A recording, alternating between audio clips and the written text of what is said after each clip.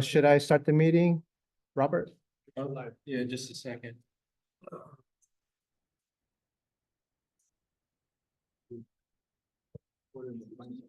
Yeah, so why don't you turn on the mics? I need to focus on the mics. Mics are good. No, We only have this many. There's two that are down, so people have to share mic. okay. You want to sit next to? Okay, The public microphone that nobody uses right now. we will probably have some public comment. What happened to our mics? Two of them got broken. Yeah, Who got what? broken. They Oh. broke. I thought maybe they were stolen. No. They maybe should have been. They're the worst mics. They are absolutely the worst mics. It's hard to hear people on these mics, I think. Because there's reverberation.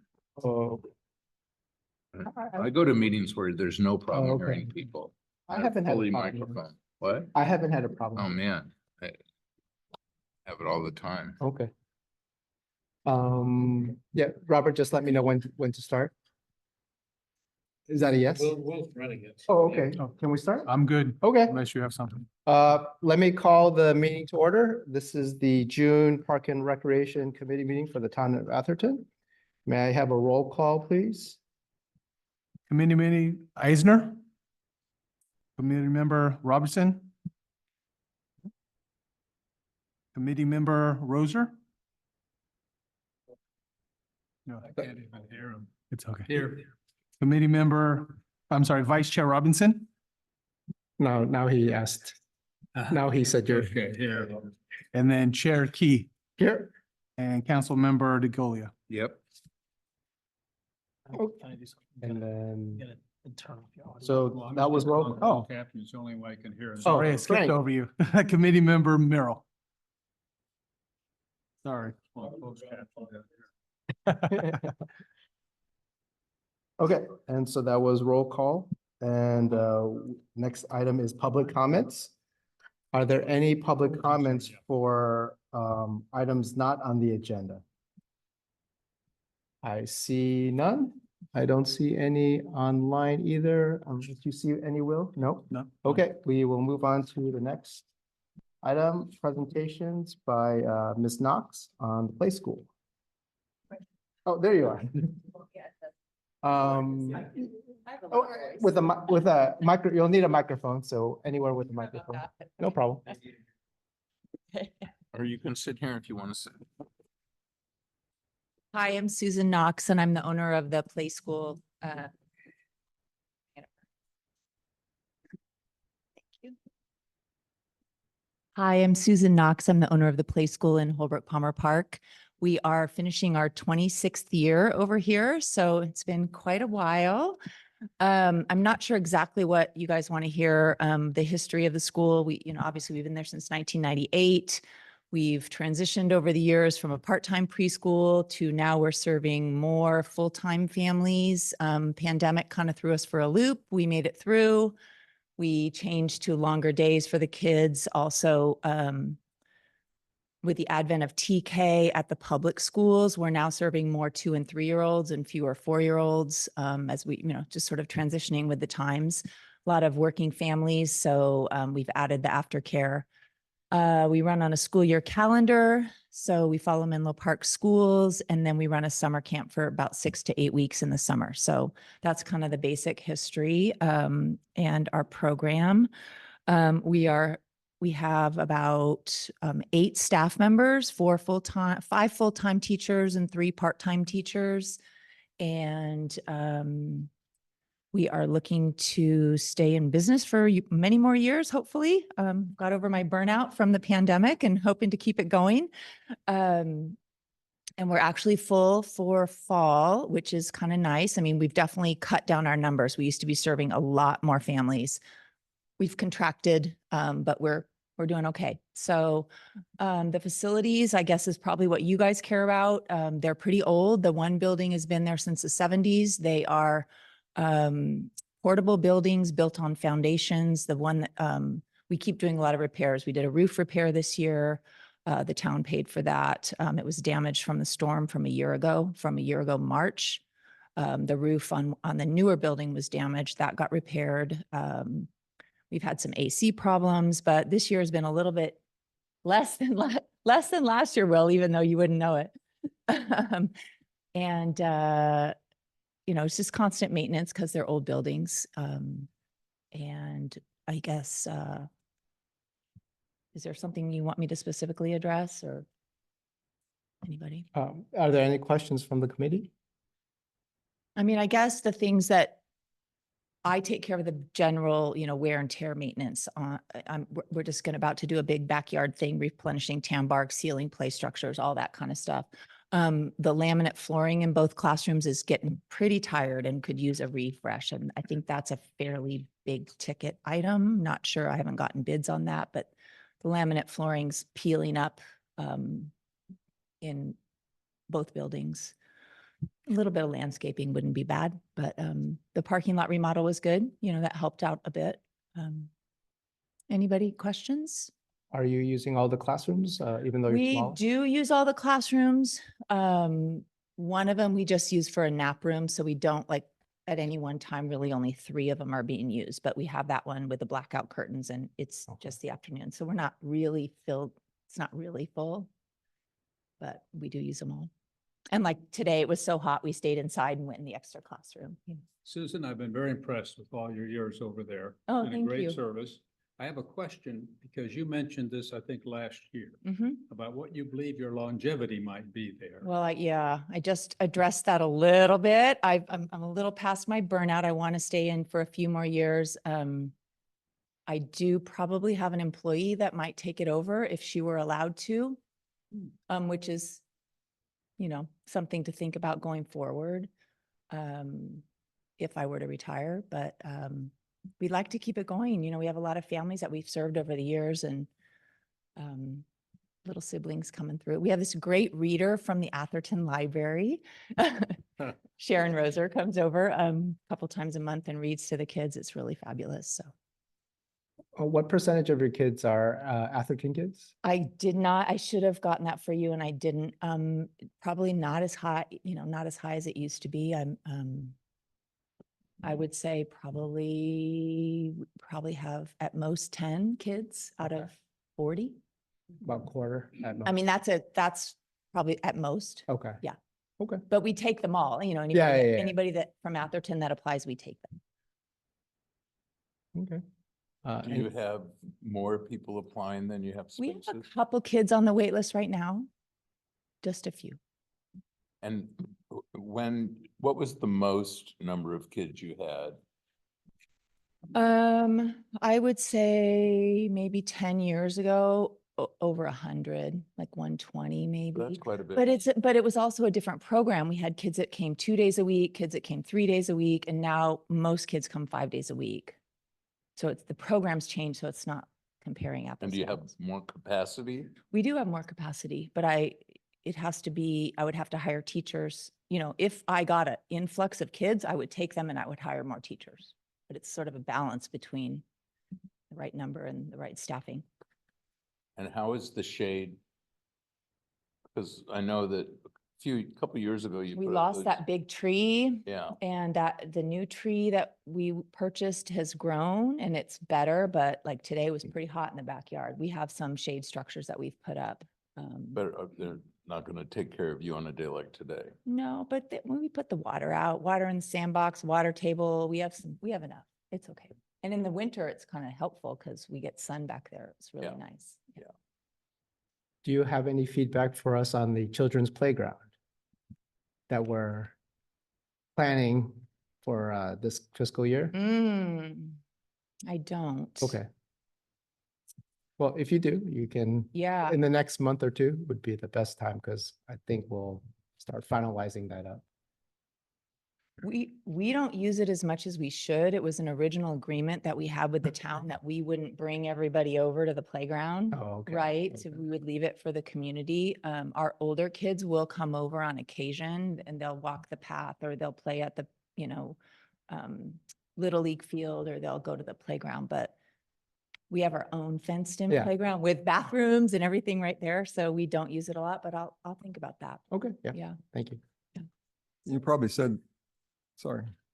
I probably said this. How many students or kids are there? I there now? think for next year, there's about 45 enrolled. 45. And okay. about 12 of those will just come 2 days a week, and then the other ones will be coming 5 days a week. Okay, thank you.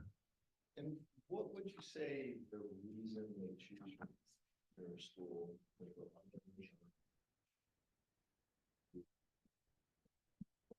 All different reasons, but I think that my teachers that I have are really lovely teachers. They're very experienced, very kind. I think the environment, I mean, we're in a park. The facility's a little beaten down for sure, but being in the park, it's all, safe. There's ample parking. We have our enclosed outdoor space. Where would you say the other that what's it like? Gables, is it? Where do other kids come from? I would say the most kids come from Menlo Park. And then it kind of fans out from there. Palo Alto, Redwood City. Yeah. Any other questions or comments? No. So we're licensed for 80. Yeah, 20 per classroom, 4 classrooms. We wouldn't put that many in a classroom because the classrooms regular, we would be allowed that many. I maybe 60, 65 at the most. Okay. If there's nothing else, thank you, Susan, for providing a great public service Susan. for our community. Next item is the minutes from May. Do I have any comments or changes for those minutes that the committee member wants to put forward? I have a motion. There's a typo under the second page. On the second page, under the Ken Frederick comment, the last sentence says was too close to resident. It's either residence or anything. It's not resident in any way. So put an S on it or something, if you will. So I will amend the motion to have it corrected, the minutes. Do I have a second? for that Second. motion? Okay. All in favor? Aye. Uh, Any opposed or abstentions? Seeing none, the minutes have been approved unanimously. So let us move on to item number 2, the playground update. And I guess we're using a new numbering system today. I'm used to hitting number 5 or 4 is of the agenda, but playground update. Okay, Go ahead. thank you, Chair. This is just going to be a brief update. There was a lot of prep work that the subcommittee and the committee went through before we did our open house that we held last week. And so we did have a number of attendees, and then there's some additional public comment that have been floating through via email after the outreach event. Right now, the consultant is basically digesting the information that's been received and the comments that we've gotten. And so we won't have anything to come back to the committee with regards to the assessment of all that feedback and any potential recommendations until next month. Okay.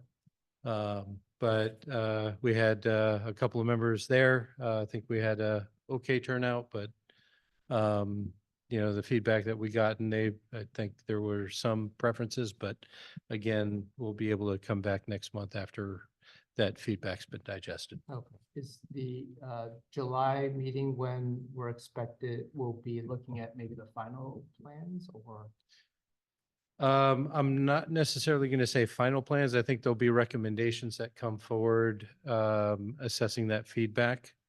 And then looking to get probably final feedback from the committee before we prepare anything to go to council. Okay, so July will be final feedback from before, but a final plan set is submitted. Well, it's not the construction drawings. It's going to be kind of the recommendations that move forward to council for their kind of blessing before we move towards final design. Kind of the final concept. stage. Yeah. Okay, that's fair. Are there any questions from the committee? How many people like to, if I was out there About half an hour. I'm gonna say that there were probably a few more, maybe around 25. I, like you, did a intermediate stop. There were some people that were playing at the playground that feedback was received from. You want to say, like I said, about 20, 25 folks there. Yeah, I feel Uh, like maybe there were 25 dots. Dots, so there are Like probably a over few in- more people than the dots, so. Any other questions? Are there any public comments on this item? Yeah. Go ahead, Ken. So I went over. Okay. I'm working my He's petitioning his government. No, I'm giving feedback, Oh, okay. from the residents who live here and pay taxes.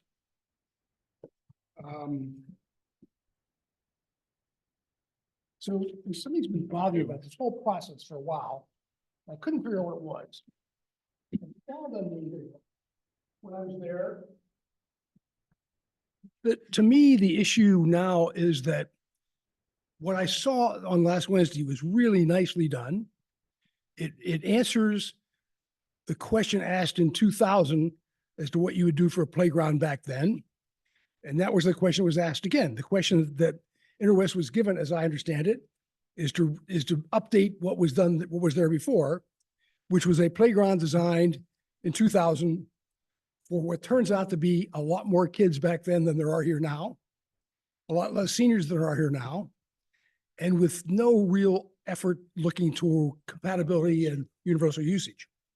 So I walked away from that saying, if what you want to do is totally rebuild the vision, which was from the year 2000, which was paid for and created by private citizens for a subset of the town that they wanted to pay for, and that's what you want to do with this year's public money, then what you got as a design is absolutely correct. One of those two should be used. What if you said this is 2025? It's 25 years later. It's a different vision. We have 33% less children in Atherton than we had in 2000.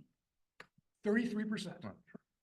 We have 13% more seniors than we had back then, 13% more seniors. And we have 177 disabled people under the age of 65. And so if you said today with public money, you're going to spend $1 million or more and build some sort of outside exercise area, some sort of playground, would you focus it only on a few physically able kids to use that playground? Or would you say, let's look at all the Atherton, let's look at those that are either they're disabled or they have a kid disabled or whatever. And how about the seniors? Should whatever we're doing there be inclusive? My argument is if you're spending public money in the year 2025, you have an obligation to consider all of the residents of Atherton, not just a small number as they did with private money years ago. So my recommendation is before the Park and Rec Committee pass a recommendation on to the council, you take a breath and say, let's think about expanding the charter, not to be a rebuild 2000, but what should it be in 2025? And consider whether you can serve the rest of the town with that thing, with that park. And by the way, unless somebody shows me something different, I see nothing in the authorization from the town council saying it's got to be for kids under 12. I searched what the town council passed. I couldn't find the word kid, youth, 12, 5, children, anything. So I think you've got a charter that says as the committee, you should be looking at what makes sense in 2025. I'm arguing that you should take the subcommittee and rethink, could you serve the entire town? And I'm not asking you to spend more money. In fact, I'm probably asking you to spend less. And I think you can rethink about that whole thing. And after you rethink it, if the answer is still concept 1 or 2, so be it, spend the money. But I think you owe the rest of the town a chance to say, wait, could we do something better? As you know, the people from Magical Bridge were there, took a look at it and said, oh my God, this should be a Magical Bridge. I'm not saying that. That might be an overkill. But I do think that concept should be looked at. I understand there are some sort of Magical Bridge light things that are done elsewhere at low cost. So I'm saying, if you're gonna rebuild what you thought of the 19 and 20, in the year 2000, you got it. If you want to say it's 2025, things are different, the world's different, we have less kids, we have more seniors, we have more disabled, maybe you should think differently. That's my recommendation. Thank you, Ken. I think we have a public comment online.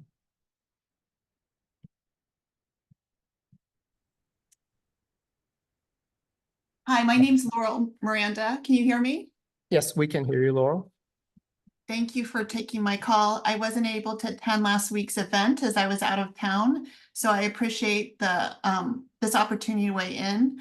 I've lived in Atherton for 7 years, and I'm the parent of 2 children with very different learning profiles. My oldest is in a math PhD program studying combinatorics, which I don't really know what that is. And then my youngest has a cognitive disability and autism. I have served also as board chair at Curiosity, a children's science museum and zoo in San Mateo, for 5 years. During that time, I had the privilege of overseeing the design, building, and opening of a new playground at Curiosity, which we call Whoosh. So in other words, I have lived the process you are going through now, and I want to say, keep going. You're doing a great job. Living through these experiences has opened my eyes as to how important public spaces like playgrounds, parks, and museums are, and how they can either bring people together or keep them apart. So that's my background, and here's my opinion of the design that was presented. I felt that while it's ADA compliant, nonetheless, I don't feel that it supports people of all abilities in Atherton who want to be included, people like my daughter and her peers. For instance, the design is not wheelchair accessible. It's not supportive of a wide range of body types and ages, as I think the previous speaker, Ken, mentioned. And I don't think it supports people with sensory differences like autism.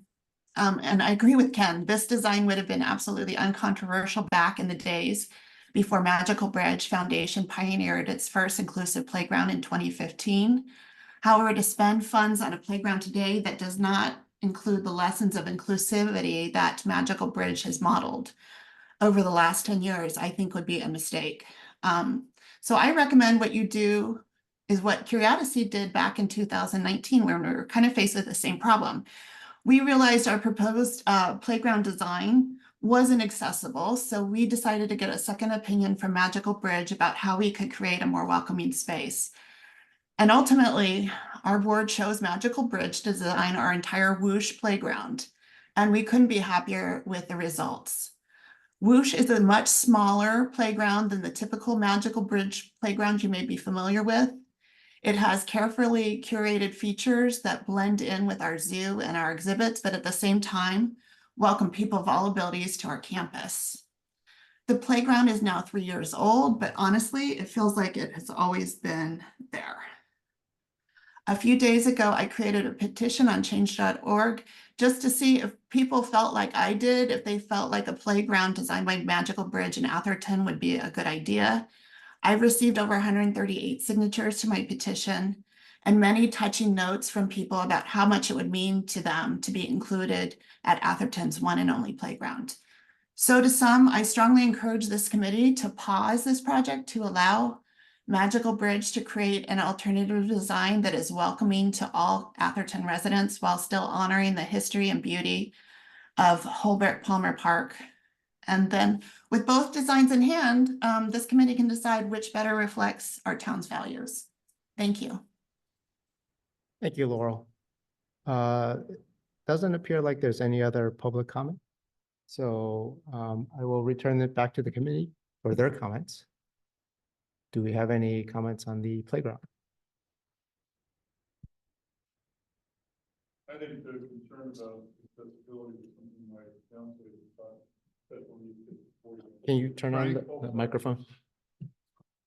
Push the button too. Hang on. Thank you. I wanted to note my fiance who taught for 41 years of special needs kids in San Diego County said the very same thing about accessibility. She said, there's nothing here for wheelchair kids. There's nothing here for sensory kids, which I was not aware of until she mentioned it. I do think there's some concern there. I don't know that I can identify all the other terms. And I don't know whether or not, to quote Ken's point of view with the old versus young, I don't know if the data is sufficient to consider upheaval of a design, but I do think it's something we might want to consider. I don't know how you would include old people falling on their ass on a, whatever they're doing, so and speaking of being one, so that's why I'm saying that. So I'm not sure I want to fall on a 5-year-old, but you never know. So, but I think there is some concern about limited accessibility options. The comment period is still open for the playground, right? So any member of the community or even Magical Bridge can provide comments to Interwest. If there's things to prove accessibility that they suggest making. I mean, does this review with Magical Bridge add another $100,000 to the project? What does it do? I don't know anything about that stuff. I can say that Magical Bridge has contacted us. I'm not quite sure how their services work. If they offer comments and suggestions for consideration, that's something that we can probably do. But if it's paying for a whole design, that might be a little more challenging given budget limitations and staff ability in terms of how much we're allowed to spend. Okay. So, but the comments are as Chair indicated, we're still accepting public comments. People are sending us emails and we're open to receiving. Okay. So I think that's probably the best in terms of sending in the public comments, and then staff will assemble them and try to incorporate them into the proposal if there's a significant number. And also if it's within budget too, we have to be considerate of that. Okay, so if there's nothing else on this item, why don't we move on to, can I open public comment again after we've I think you've already, moved to the next item? Yeah, so. I mean, Oh, okay. I mean, we've kind of finished the discussion of it. So at least the committee members have finished discussing. I mean, it's up to you. yeah, okay, let's open it up, but we probably won't discuss it anymore, the playground, but we can hear the public comment. So I see Valerie and Olenka wanting to comment. So why don't we open up to one of those two? Hi, my name is Valerie Canapari. I work for Melo Atherton High School. I am special needs classroom aide in high school. And then I think inclusion means everyone, and that playground with the magical bridge would be great. We don't have access of anything like that around the school, Enchinal School, and the park. Holbrook Park is huge. You have plenty of room to have that kind of playground. It's hard to say to a kid they cannot, with a wheelchair, to go, they cannot go on backs, obviously. And it's hard to say to those kids they don't have access to those playground, play to the swing because the swing is not big enough, or they cannot go on those playgrounds. It's really hard to say no to our kids. So I've been to few these different playgrounds, the Magical Bridge, one in Palo Alto, one in Royal City. The one in Palo Alto to have some activities some nights. It's really great, I think, and that's community based. So that's what I like about it. And I think the school around Holbrook Park, we benefited of that. That's it. Okay, thank you, Valerie. Olenka? Good evening, everybody. Thank you so much. And just echoing what you've heard, and also just sharing in the chat some of the voices from the community that have expressed an interest in creating a magical bridge. So I am Olenka, who started the Magical Bridge work really very organically, sort of out of the same need that you might be hearing a little bit about today, which is that today's playgrounds sadly are not really including the needs of our community, the diverse communities that we have. And then when you couple that with the older adults and this loneliness epidemic, what Magical Bridge does, does create a place for everybody. And to the earlier comment from the commissioner who spoke about, how we would include the older adults. Well, we would welcome anybody here for a play day at Magical Bridge. It could be, a casual pop in, or it could be one of our community events, but we really welcome a conversation. And to Laurel's point, we do have ways to work with cities within a smaller budget. We're working with school communities because we recognize that there are many elements that are needed in a play experience, a community gathering place, and an opportunity to bring the Atherton families together, as it is the only public playground. So we are here at your service. We would be delighted to speak with you. And we believe we can add a touch more magic to that beautiful space you already have there at the Holbrook Palmer Park. Thank you so much for discussing it tonight. Thank you, Olenka. Okay, let's go to item 3, the pickleball trial update. So, Robert? Thank you, Chair. I'm going to say that the pickleball trial has been going on now for about 3 months or so. I mean, weather is definitely, 5? Yeah, I thought it was Well, I think- January. well, I guess it Officially started started. officially the Yeah, end but of the keys weren't Jan- distributed till mid-February. But weather in the beginning wasn't what it is now, and significantly impacted both tennis play as well as pickleball activities.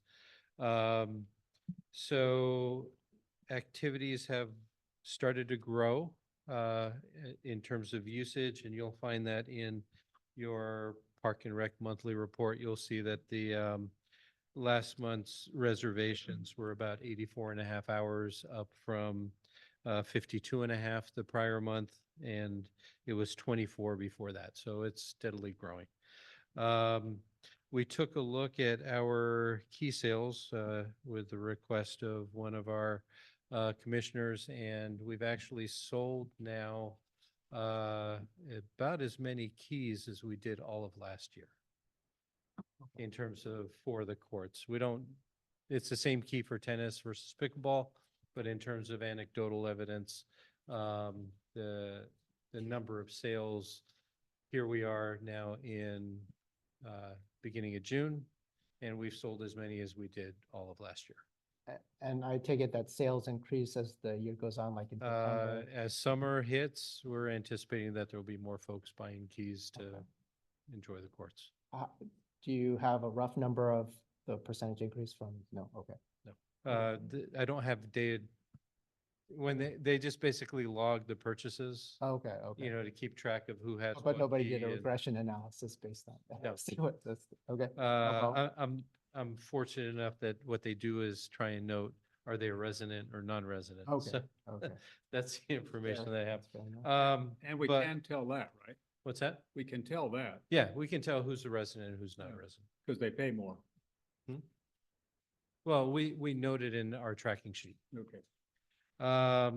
And so attached to your staff report, or in with the package, are a few of the emails that we've received to date in terms of feedback from the community. For your discussion tonight is really an assessment of how we judge success of the program. And the pickleball subcommittee has been working to outline a survey that would be released to the public at large, park users, court users, et cetera, to provide feedback in terms of the pickleball trial. And we'll start going through those, but I think the primary discussion is how you judge success of the pickleball trial. And then you had the blank survey provided to you. Commissioner, committee member Robinson handed out some suggested edits to that. I think everybody has. We'll go through those. There are a couple of areas that we added at the pleasure, that I added at the pleasure of the committee to decide whether or not you want the input is whether or not people have engaged player capital tennis for either tennis or pickleball lessons. If we want to get feedback on their experience. And then if we add an optional section to collect information of the respondents so that they can continue in terms of feedback loop. And so if you want to open up for general comments and questions from the committee Yeah. before we go into the questionnaire, can do that. And then it looks like you have a whole host of folks here for the topic for public comment. So why don't we do committee questions first, we'll do public comment and then committee comments. So I want to open it up to the committee for any questions they have about pickleball and pickleball trial and long-term pickleball. Anything about pickleball. Subcommittee members or anyone, really? No questions? So I guess maybe not quite the time for changing the survey, but just general questions. So I guess if there's no questions from the committee, why don't we open it up for public comment? I'm sorry, we're gonna go over the survey later. Yeah, because it's going to be kind of question by question or comment by comment. I'm just doing questions first. If there's just general questions, I mean, we may have questions about individual survey questions themselves, but that's kind of bogging down into details and wanted to get the The high level numbers, stuff, fine. yeah. Okay. So do we have any public comments, either online or in person? Okay. Oh, then please. If you don't mind, this way people online.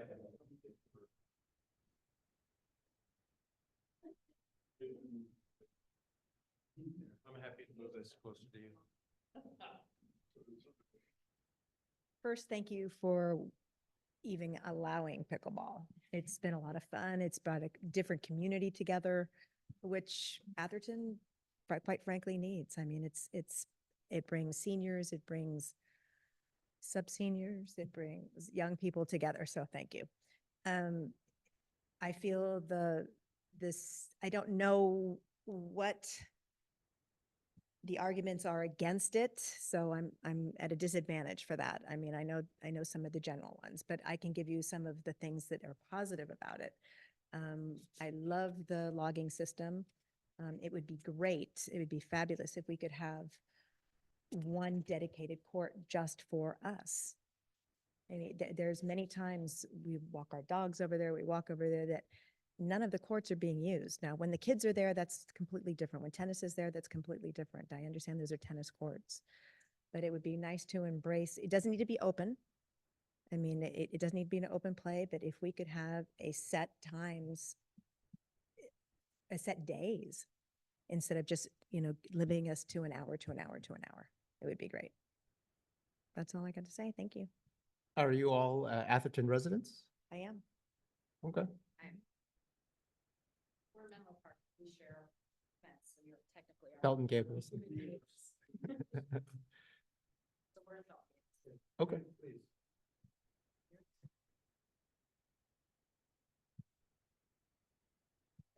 Steve Zanoli, I live in Felton Gables, so Menlo Park resident. We were one of the folks that bought a key because of the pickleball pilot. It's been wonderful. You meet more people in the community. There are always, it's 2 courts is on one, so you're getting 8 players at a minimum out there almost every day, and sometimes it's usually 10 or 12 or 14 rotating in. So my only suggestion, I don't know what the survey is going to say. I know it's kind of a pickleball versus tennis. I think there are enough courts out there that we can all share and increase the community. Would be with the reservation system, which is fantastic, would be maybe if court 1, which is pickleball, make that the last court that tennis can reserve, as opposed to the first court that they can reserve, because that's the only court that we can reserve. So that would be my only kind of ask for pickleball. Okay. Go ahead, please. Hi, I'm Nina Burnett, and I'm an Atherton resident as of 2012. And up until January, I never knew there were tennis courts here. So when the pickleball announcement came out, I was the first person in line, and I got my pickleball key, and I was just thrilled to sign up. So it's a great program. I sent in a letter, so you've seen all the things that I've had to say, but I don't know if you're going to discuss what the plan is come July. So I know the trial was supposed to end. I don't know if it ends at the end of July or the beginning of July, but so what happens in July? Are we going to be? We, Yeah, I know, right? We're going to back Yeah, up the. 10 stories Yeah, of housing? Yeah. yes. We are gonna probably we're Discuss. probably gonna discuss the trial and whether to continue it, and part of, I think it should be discussed because the trial is gonna end in July, and we only have one July meeting left. Yes. And to give staff enough time to plan if we want to change anything, to inform everyone what the changes are, I think we have to give them more than, just a week or so Okay. to do that, Okay. so. Yeah, but anyway, I just want to put a plug in. I think pickleball at Holbrook Palmer Park is a fantastic add to the community. I have met people that I never knew existed. So, it's exciting to meet other Atherton residents and Belton Blueberg people and, just be part of the community. So. Okay, yeah. thank you. Are there any other comments? Okay, I don't see any online, so we can bring it back to the committee for any general comments, and then we can start talking about the survey, or do you guys want to do the survey first and then talk about things general? I think we should do the survey first. Okay, let's go through the survey. So anyone has we'll go through question by question. So on the first page, are there any comments? Chair, just for the sake of including folks that are online that may not have the survey and Oh, yeah. or committee member Robinson's edits, I'm gonna read them Sure, as we sure. go through, and then you can just say good enough and we can move on to the next one. Okay. So the first question is asking about the city of residence, and we have choices of Atherton, Menlo Park, Redwood City, or other with a fill in the blank. None of these questions right now are asterisks as a required field. So if there is a desire to require somebody to answer a question, it'd be good to know that. Okay. I think city of residents should be required, just so that we know, especially if residents are the ones answering, we can then split up what their answers are to different questions and get the tally of that. And any other comments on number one? Well, to frame this, how is this going to be handed out? Is this going to be handed out at the courts? Is it going to be sent to people? Is it going to be online? All of the above? I don't know. What's the game So plan? I was gonna talk about that after, but I can do that now. I think that we are going to outreach in a number of ways. I think we have our electronic outreach methods that we're gonna distribute to everybody. In addition to that, what we would do is post up stuff at the park, with a QR code with the link to the website. We haven't designed the flyers yet, but we plan to do that. Can we also send it to all the key holders too? Yes, Yeah, that's definite. We'll definitely do that. We want it to be inclusive, and out of consideration, we would probably also kind of try and do your normal 500-foot radius around the facility and try and get folks from Felton Gables that are right directly adjacent to the court So those will to be aware of it. probably be mailed then? Yeah. Okay. And then will Michael be able to get one so that he can distribute to his? It's a QR code. We'll post up Okay, the sure. flyers at the courts. Okay. And that way, while using the court, they can, just jump on their phone or whatever it is and populate it. Why don't you put a flyer in the library too? A lot of people go Yeah, through that sure. library. Yeah, okay. I'm fine with that. Okay, so the second question was really, are you aware that the town initiated a pickleball trial at the park? Yes or no? Any thoughts on whether to make this required or any comments on the question itself? Okay. And then do you use do you use the courts at Holbrook Palmer Park? And then a variety of choices of being the edited version is, no, I am a park visitor.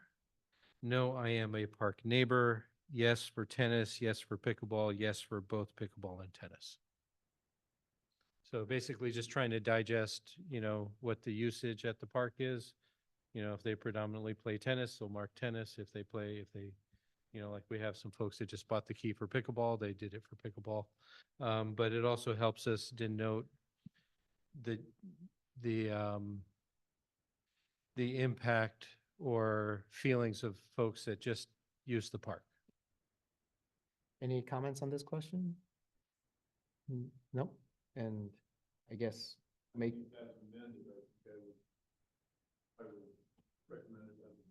Oh, yes, I'm fine with it as amended and I guess make it required. It'd be good to know because it's a pickleball survey to. Yeah, know and that then we're the looking next for. question is, are you a key holder? So we really want to know, are they somebody that actively uses the, Can we change that to court key holder instead of tennis key holder? Yeah, just to keep it agnostic between pickleball or tennis. Well, you don't even need the word court. That's true. You can just say current key holder. Yeah, you can just eliminate tennis. That's fine with me.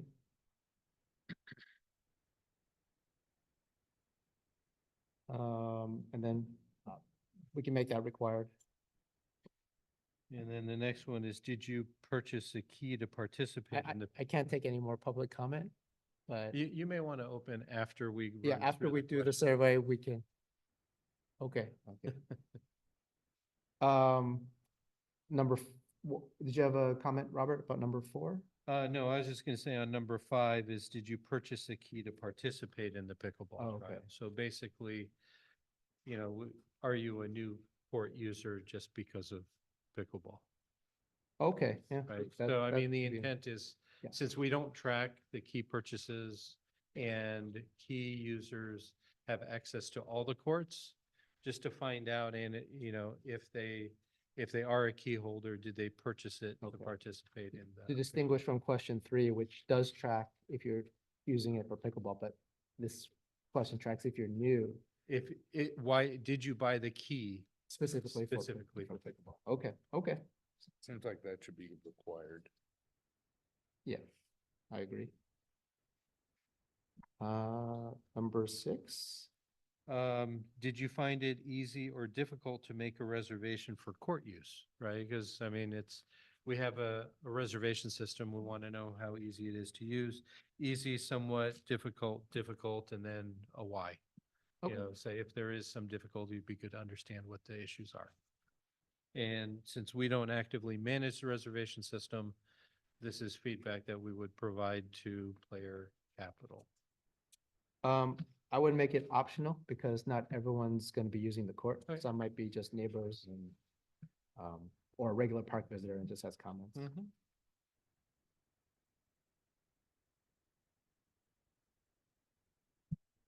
Okay. Actually, sorry, to go back to number 5. I guess there's a yes and a no. I guess that's good enough. For those who, I guess, I'm just thinking if you're just a regular resident, just want to fill out the survey, I guess you could just be a no if you Yeah, don't play tennis. I would probably, if we are gonna make number 5 required, Yeah. we should put something down for, I'm not a key holder. Yeah, okay, okay. Yes, yes. Okay. That way, somebody that's Uh, not a key holder. But 4 kind of answers that question. for No, us. but you're forcing Then, the oh, I see. response. Yeah, yeah, yeah. Okay, right? okay. If you're forcing a response, then they're gonna say, well, I didn't buy a key. That's right. There. Okay, question 7, So question 7. This is trying to gauge usage. On average, how many hours do you play tennis at the park? Then we have number 8, which is the exact same question related to pickleball. okay. And so I don't use the courts for tennis on number 7. I don't use the courts for pickleball, number 8. And then it's hours, 1 to 2 hours per month, 1 to 2 hours per week, 2 to 5 hours per week, more than 5 hours per week, and then an other. If this is too many choices, we can certainly Okay. trim That's it okay. down. I'm fine with Chair, Member Robinson's edits. I will, Just for clarity to the public, it was a typographical error in the questionnaire. The correction is how many hours do you play as opposed to you play. So it's Robert puts those in intentionally. to make sure we read it. Exactly. I do ask if we can bold, say tennis and pickleball, or underline them just to have them stand out. So people, they see both questions, they may not see, okay, what's the difference, but just to point out that it's tennis and one's I'll pickleball. have to see whether or not that's doable in the system. Yeah, yeah, some way to emphasize if possible. So if SurveyMonkey allows it. If it's allowed, then we'll do it. Okay, great.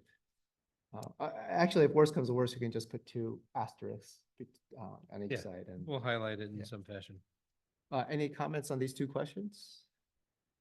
Okay, and And I then guess they're optional because, yeah, oh, they, yeah, they have to be. I mean, because if you're not playing, okay. You can say I don't use the courts for yeah. pickleball, I don't use the courts. Yeah, I'm trying to think, maybe they could go either optional or required, but anyone have a preference for no? I guess make it optional then. Then the next question is really a preference thing on when people prefer to play pickleball, Okay, separated weekday, weekend, morning, afternoons, and evenings. okay. That's fine with me. Any? I don't know. I guess this would be optional because if you don't prefer to play it, then you don't have to answer. And then feedback question on the opinion of the temporary courts, layout, striping, nets. I had the noise and sound baffling. The recommended change by the vice chair is to remove the word baffling with a generally positive, generally negative. How can the temporary court, and then open-ended, how can the courts be improved? The reason I suggest that is because we've had suggestions that sound will be very important here. And as we know, people have suggested we should have a little more sophisticated sound measurements. So I don't think it has anything to do with baffling. We just want people to tell us, like from Felton Gables or tennis players, if there is a sound issue. We know across the country, there have been a lot of sound issues. So we just want to make sure we get some feedback on that before we get started with permanent pickleball. And then we have an issue like the Circus Club did. Should we have a separate question just about sound? Or, because it's kind of number 10 kind of conglomerates everything together. Well, Robert suggested we 11 not about have sound. sound sound. alone, although that was my suggestion. Well, it's about the sound baffling, whether it's improved things as opposed to the sound by itself right now. Is it okay? Is it, or not okay?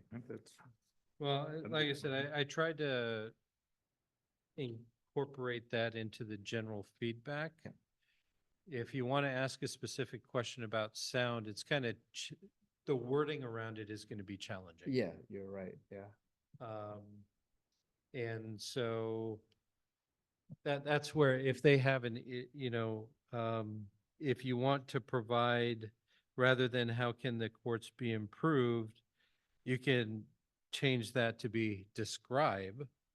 And that way they can provide their explanation about why it's positive or why it's negative.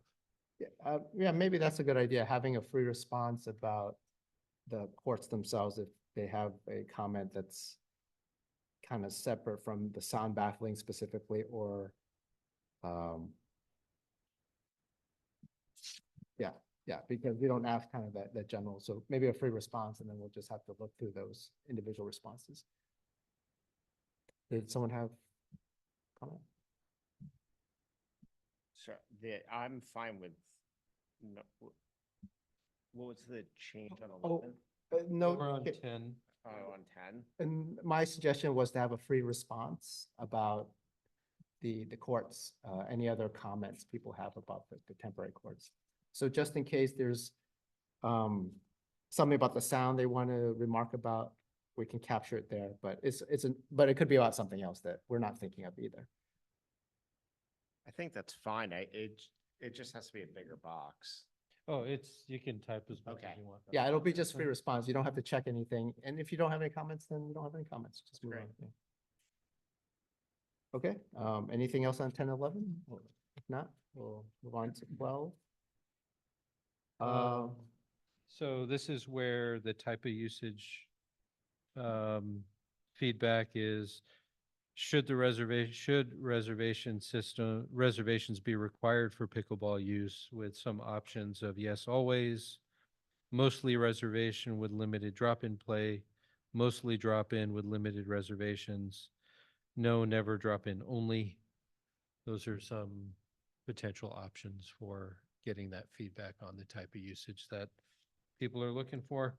Okay, it's fine with me. And, Optional. Yeah. and then kind of the follow-up to that is, if drop-in hours were available, when should they be? Okay. Right, and so that kind of around that same theme as we did as to when do you use or when would you like to use, is that weekday, weekend, mornings, afternoon, evening. Okay. And then 14 is the follow-up if Yeah, they changed how we and do it. it's just a free response box. The box is shown as small, but people can type as much as. Okay, yeah, they look okay with me. Any comments from the committee? I would say both 13 and 14 expand the issue of drop-in. The council, when we approved this trial, it was very firm that this was reservation only. So if you want to do this, you got to run it by the council before you. I would take questions. So I would take questions 13 and 14 out. So I very much disagree. As I've the most experienced pickleball person on this committee, I know what pickleball is as a sport, and it is a drop-in sport primarily. And so this doesn't mean that we are going to change it. It means we're gathering feedback. And so I believe that we should ask the community. We're not going to go back out and just have a survey over drop-in versus other play, but You get the information on 12. It's fine. You're going to need to run it by the council. if we change parameters, for sure. So let me just get a little clarity. This is a survey. This doesn't change the usage at the park at all. Right. It's just, as Member Eisner said, just gathering information about what the community would like or not like. Yeah, you get that information in 12. I think it's good to also capture, if we do implement drop-in, if the council decides to do it, if they want to do part-time drop-in, when would be the best time? That's what 13 captures. Is less relevant to me, but 13 is very, would people want it? 13 is more important than 14. Yeah. Did you want to drop 14 then? Or? I'd be okay with dropping 14. Okay. Is that okay, Rick? Drop 14? Yeah, I think you just need to run it by the council. That's all. Okay. Okay. And then the next one is, should the should the town consider installation of permanent facilities at the park? Yes, no, no opinion. What is permanent mean? One more time? What does permanent mean? Permanent, permanent? permanent on the tennis courts or permanent somewhere else?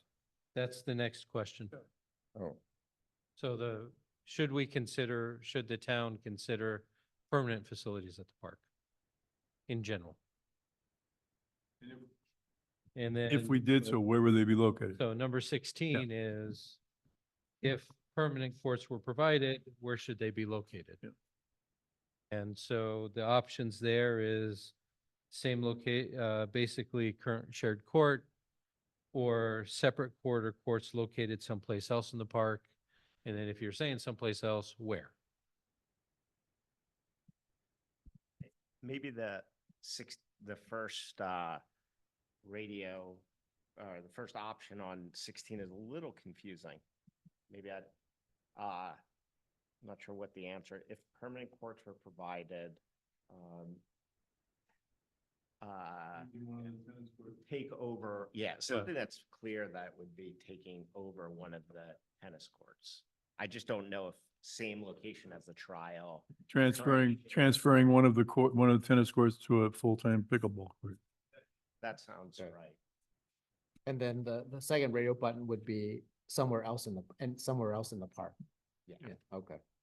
So I'm just writing this down and I'm going to read something back and see.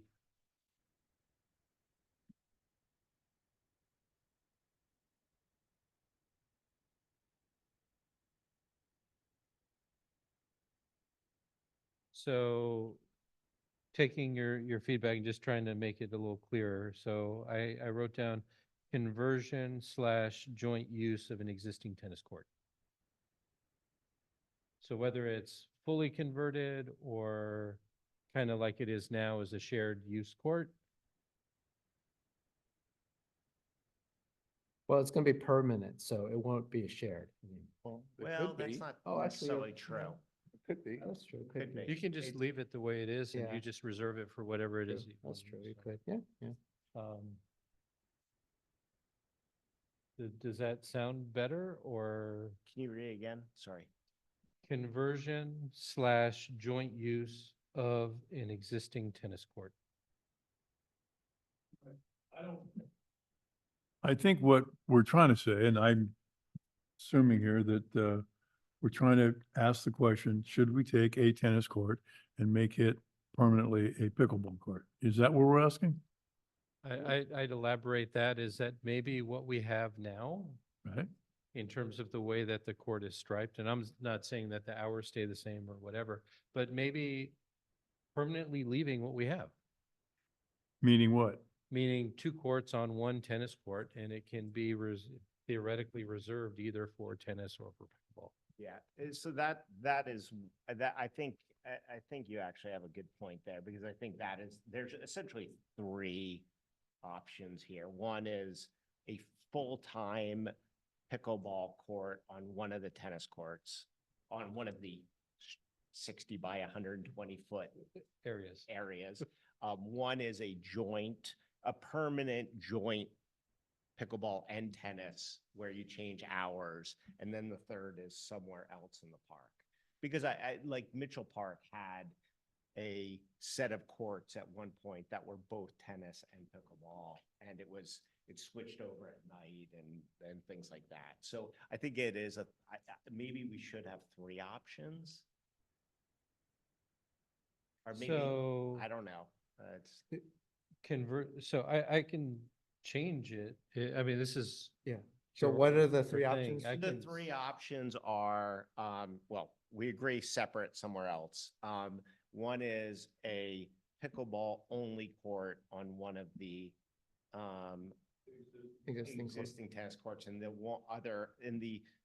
the other option, and we just need to think, is this really not, I mean, it's a real option. It just, should we be asking it here, which is, should we continue a court that is both pickleball and tennis? So how about this? Option 1 would be continued joint use of an existing tennis court. Okay. Option 2, conversion of an existing tennis court. To pickleball. To pickleball. Full-time pickleball. To full-time pickleball. Yeah, great. Thank you. And then option 3 is separate somewhere else. courts. Yep. Okay.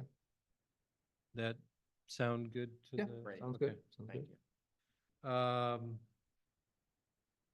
So next question is, if drop-in play were added, should pickleball, well, as edited, should pickleball players, 1, buy an annual key to get drop-in access, pay a nominal drop-in fee anytime they want to play, or other?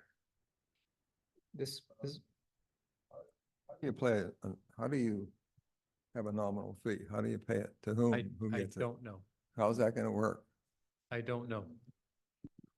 Well- So one option, I'm gonna say this If is you're gonna that, have it, if you're gonna have a drop-in, you need a key anyway, right? Well, that is. So just have them pay for a key. I would And you're leave this done. up to council. I think this is kind of a policy question and how much we should charge people type of question. And No, it's a question of how you're gonna collect a So- partial fee when somebody says they wanna drop in. And they decide in 15 minutes, I'm gonna drop in. Where do I take the money? That's And then exactly, who says you can't play, you didn't take the money? Yeah. Wouldn't it just be easier to say, have a key? I don't know how you're and gonna do that. come in I don't, anytime- I don't know come in any- procedurally how you're gonna do that. Yeah. I mean, I think about this question the same way I think about question 13. The council had a very strong opinion on this, Okay. which is there were going to be reservations and people had to buy a key. If you want to include these in the survey, you're going to have to go to the council. I think it's a mistake. I think you're going to get some antagonism from people, okay, and I don't think it's important. okay, we can drop 17. That's fine. Any objections? Nope. Okay, to cover the cost, why don't we go 18? so to cover the cost of maintaining pickleball courts at Holbrook Palmer Park. I had a would you rather, the suggested edit would should pickleball players, A, purchase a key to reserve courts and have drop-in access, pay a reservation fee anytime they want to reserve a court on an hourly basis. It's a little confusing because all of a sudden we're only talking drop-in. Well, we can get rid of the word drop-in. This is only a drop-in. But how do you pay a reservation fee on an hourly Yeah. basis? It's, There's different reservation systems. It would require a different reservation system. And again, it's not our. Let me rephrase that. The same way that the clay court is used by non-residents. Hmm. The clay court users that are non-residents have to pay an hourly fee to use the clay court. Right. So if you wanted to charge hourly, I don't know exactly how Michael does it. and does that happen? Who's collecting money for the clay court? I think Michael's supposed to be. You think so, huh? Huh? You think so? I don't know. No, But these would be. that people that doesn't happen. The clay court is used whenever it wants to be. They need the court. No, but the non-residents, I don't, well, Yeah, they're supposed to get charged they're supposed to hourly. get- supposed to be charged hourly. But if they're not collecting and there's no easy way to collect, maybe we should, Does not happen. Hard to collect, doesn't work. well, maybe later this year, we'll think about what the new Yeah. tennis key policy should be for the non-resident clay courts, just because it's that, yeah. But, yeah, I mean, To me, you simplify everything and it works if you have a key for whatever number you think they should be paid for a given year. And then everybody knows what to do and everybody knows that people who are on the court should be on the court because they have a key, or you can ask them if they have a key. I've done that and there has been people on the court without keys. I mean, does everyone on the court need a key or just one out of the 4 players? You can bring somebody along, right? Yeah, okay, as long Yeah. as 1 out of the 4 have a key Yeah. to use the court, Yeah. or at least 1 player on the court has a key, Sure, then, yeah. sure. I So mean, I've asked, does anybody have a key? yeah, I'm fine And with the that. answer is no. Then they shouldn't be playing. Well, I'm not gonna kick them off. the Yeah. court. That's Okay, not my so did job. you want to That's not keep my this job. question, modify this question, So- or delete the question? what are the committee thoughts? What do you guys want to do with this question? If, I just think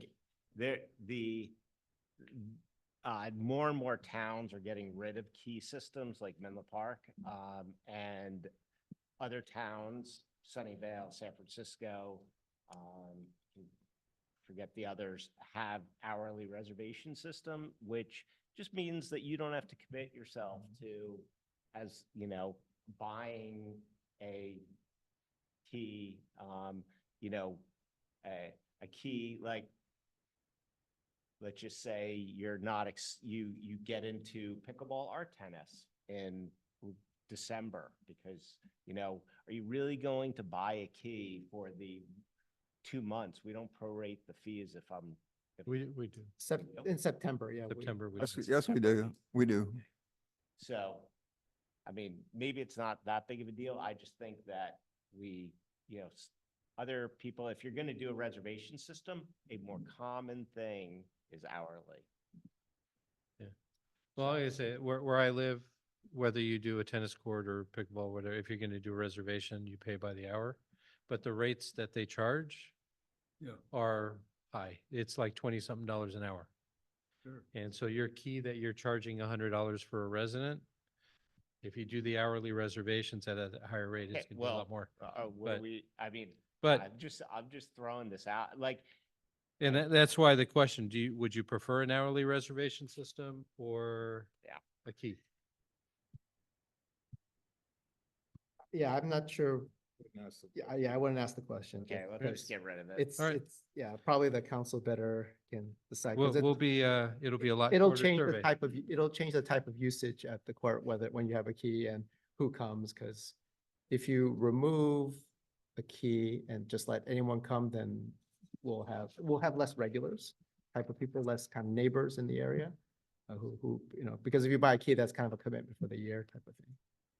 All right, Anyways, so, move well, on. like I say, good news is that it'll be a shorter survey for Yes, people which to is. fill out, so which is a good shorter thing. survey is good. People answer more Yeah. questions then. And then, as noted in the draft, these are at the pleasure of the committee as to whether or not you want feedback on player capital tennis regarding their lessons. Not necessarily tied into pickleball per se, but Yeah. it's general opportunity. And they're not, Um, there's no lessons being offered, right, for pickleball? I thought he was He's starting to do considering that. it. He's starting to offer lessons now. Yeah, despite his serious reservations when I've asked years ago, he's now all of a sudden sees a fiscal opportunity. And like I say, the more the usage increases, the more potential there is for lessons. So, I mean, that's another Okay. thing. So, Any comments on these questions? I see that, so they've been crossed out, but on the Yeah. draft, but Yeah, basically, the philosophy is, it's already a long survey. It has nothing to do with what 300 or whatever number of tennis players have had lessons from player capital. Yeah. And indeed, it's way out of line. The first one, again, I don't think they're doing any pickleball lessons. If they are, they're insignificant. So I would strike those two and get down to a number where we might really get people to respond to some 15 or 16 questions. okay. And then, any other comments on these? then the 22. the number 21 is basically if they have any additional feedback that they want to give us regarding the trial. Mhm. I think that's a good free response thing. And then optional whether or not they want to provide any contact information. And what did we want to do with their information? Is there any? My intent is that if they wanted to stay abreast of additional things regarding the trial, we'd have a list of folks that we. Yeah, actually. I think in so case- good. Yeah, I think it's good if we get there in case, we do permanent pickleball courts and we need a fundraise, they might be a good source of contact information. Yeah. So, like I said, it's just It's totally optional, No, not required. It's I fine if would- we keep I it. would have it in there, but I wouldn't put this, if you want to have further communication, I'd be interested if people wants to sign it, no matter what they want. All right. Yeah, I'd be helpful as we say. We might want to contact, they might want to contact. But again, we didn't use this in the original survey. We never asked people to identify themselves. We did not do it in the playground either. So I think some people just want to give a response, but don't want to be identified. Yeah. No, and that's totally acceptable. And It's so not a optional- mandatory question, Everybody but have it's optional. optional. Yeah. And so with that, we'll make these edits, we'll share it with the city manager, we'll have to pretty it up, make flyers and all of those other things. And hopefully get it up in the next couple weeks or so. Okay. And it'll be open probably through July, is my guess. Rick, does this need to go to the council? I think George could share it with people in his one-on-ones. Okay. I wanted to open it up for public comment on if there's any public comment on the pickleball survey. Go ahead, yeah. If you could go to a microphone. Yeah, so people online can hear. Great. So the question 3, you asked the question, do you use the courts at Holbrook Palmer Park? And you say, no, I'm a park visitor. No, I'm a park neighbor. Yes. So I suggest you change that to how do you use Holbrook Palmer Park?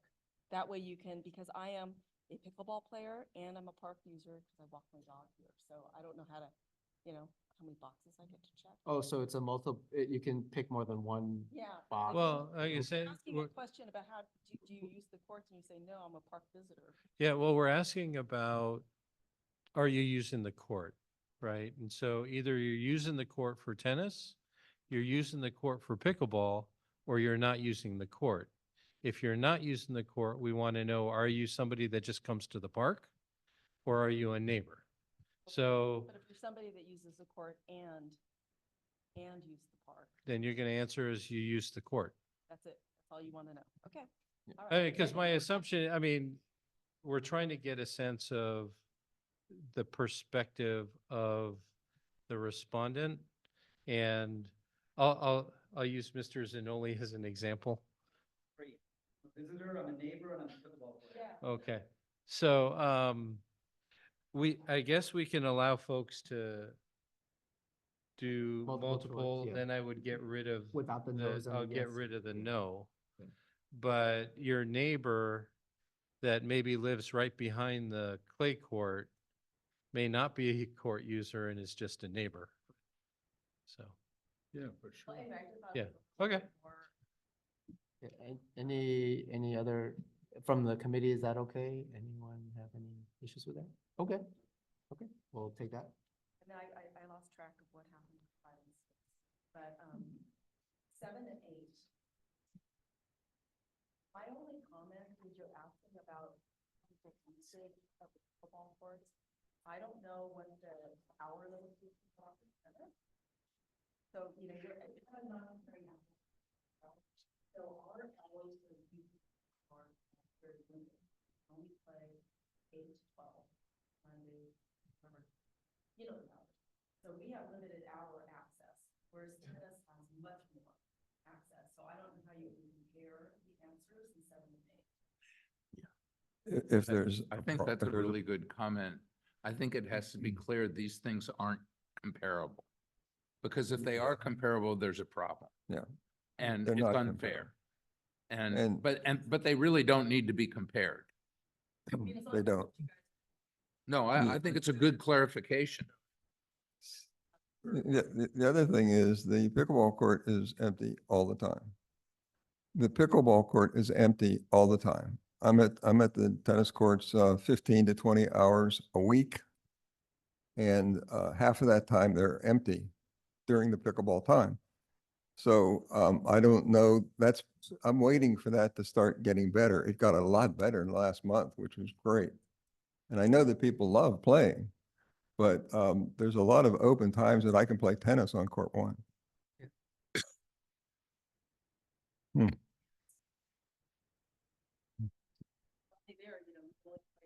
Yeah, you're, yeah. So if we can keep this on the survey, no, it's a problem. Yeah, that one- Excuse me. yeah, that's fine. I know, I understand, but Yeah. I'm trying to keep us on task. No problem. Okay, wait, what was the question? You were on 7 and 8 and then, Yeah, so you're saying you guys are gonna manage how you interpret the. Don't compare them. I Yeah. think that's an important point. So 10, you're asking for opinion on. Never mind, that's fine. Did we decide? I believe. So. Yeah. Yes, we did. Yeah. Yeah. And Question because it presumes that noise is an issue. And that pickleball noise specifically is the issue as opposed to tennis or Little League or soccer or any of the other activities. It's true.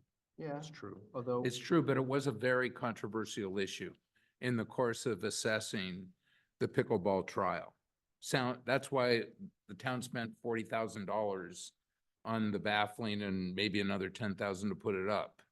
So We want to see if it's effective, so that if we do something more permanent, we know whether that baffling was effective or No, not. I play tennis next to that court, and it has made a difference. It is much quieter with pickleball. No question. Pardon? That was the Yeah. purpose of doing it. Yeah, it makes a difference, and that's on two sides. Okay, Thank you. thank you. What else do we need from this pickleball? Sorry. Oh, I'm sorry. Can I Mr. just Zanoli. make a couple comments on this? One is, and again, I know I'm glad to hear we're not comparing tennis versus pickleball, because one of the other things is that obviously more people use the pickleball court per capita than two people on a tennis court, or even doubles four. There's a lot more. And the other question I had, and maybe this came up during the trial, or if you're going to extend it, is the reservation system versus drop-in, is it similar? And then I know this is just a pilot. Is it similar to what tennis players have to go through? Why not just make it the same? Why differentiate between what pickleball players have to do versus what tennis players have to totally do? agree. And then I'd love to hear, if this is going to be a further discussion once you get through the questionnaires, what is the definition of success for this pilot? Yeah, that's the big issue. Yeah, that's what we plan to discuss after the surveys. If we have the pickleball have to buy a key, then I think, and drop in is because they have a key, then it's the same as tennis. Okay, because tennis can get on a court if there's nobody playing on the court. That's called a drop in. And pickleball should be, in my opinion, should be the same. Yeah, and that was a big issue before the council. And because there's a culture that exists in the park defined by tennis, it's now going to be altered because pickleball is there, which I think is a good thing. But the system is people have to buy keys and have to make reservations. That's 100% the way tennis is. You can, if it's unused, you can go. Yeah, you have to have a key. You have to have a key, but you don't have to have a reservation, it sounds like, if Well, you you're can supposed to. walk on. You If should. they're just not being, if the court's not being used. If the court isn't used, you can walk on it if you have a key. That's what. Yeah. Now, if somebody comes and says, I have a reservation, we Yeah, got you have to cases get where off. we take out our Hey. phone. No, and no, show can you them, grab your mic? No, Thank you. Get off my court. Yeah, that makes sense. So is the requirement to play tennis or pickleball is that you have one of the people that you're playing with has a key, and there's an open court because you've made a reservation, or nobody's made a reservation. Right. Yeah. That's true. Nobody showed up, so the court's available to pickleball, if it's a pickleball court, or to tennis. Yep. So I think the closer they are the same, the easier we'll manage this. And the better, I think, our results will be for people. Okay, so I guess the next question to discuss is what data is this, well, we'll collect some data from this. How are we going to measure whether the trial's successful and whether what next steps should be based on that? So I'll kind of want to open it up to folks about those points. Well, the only part of this that I go back on, having researched a lot a couple of years ago about my fiance and I live in San Diego half the time. So we looked at Escondido, we looked at Oceanside, we looked at a number of places. We looked at, I don't know, Sunnyvale, Mountain View, Palo Alto. I think the difference for me is that municipalities built courts, tennis became pickleball with public money. Atherton's courts were given money, the courts were given to the town by the Park Foundation. Money was gathered privately, wasn't public money to build those courts. So I don't know, I struggle with trying to, I mean, pickleball reminds me of Woodstock, and that's fine. I'd have no issue. I knew a lot of guys that went there. But I just think philosophically, it's hard for me to see it, untethered, shall we say. So let me try and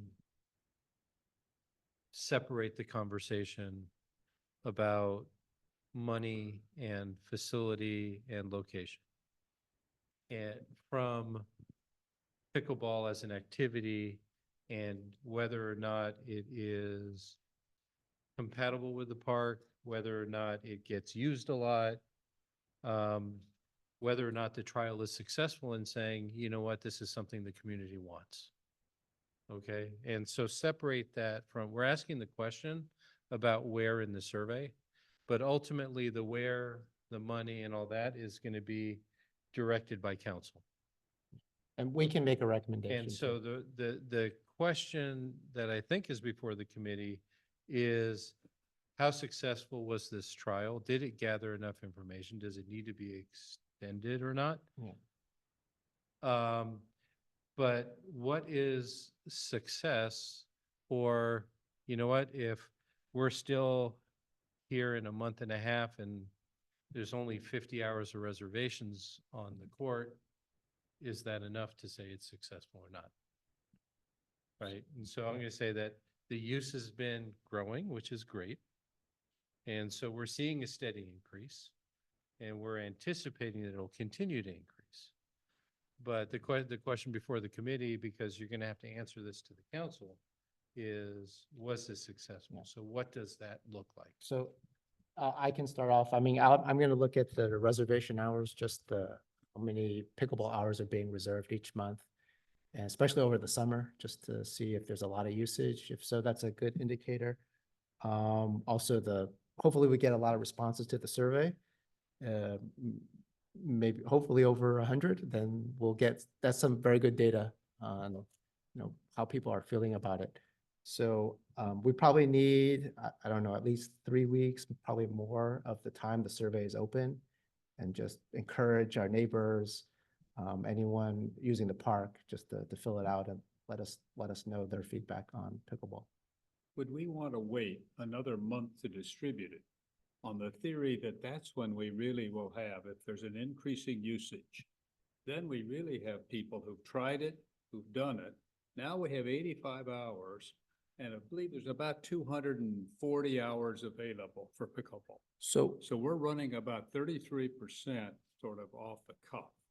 And as things improve with the weather, won't we get a better look at both the positives and the negatives? So what time frame you're looking at? You're looking at July 1st through, say, July 31st, something I like would that? think July to distribute, unless, Okay. I don't remember the council was so definite on only 6 months, if they were. Go ahead, Rick. So I think there's two issues. I think there's the timing issue and the time frame. And I think there's the judgment issue of what constitutes a successful trial. And they're two different issues, and they really need to be separated. The first issue is much easier than the second issue.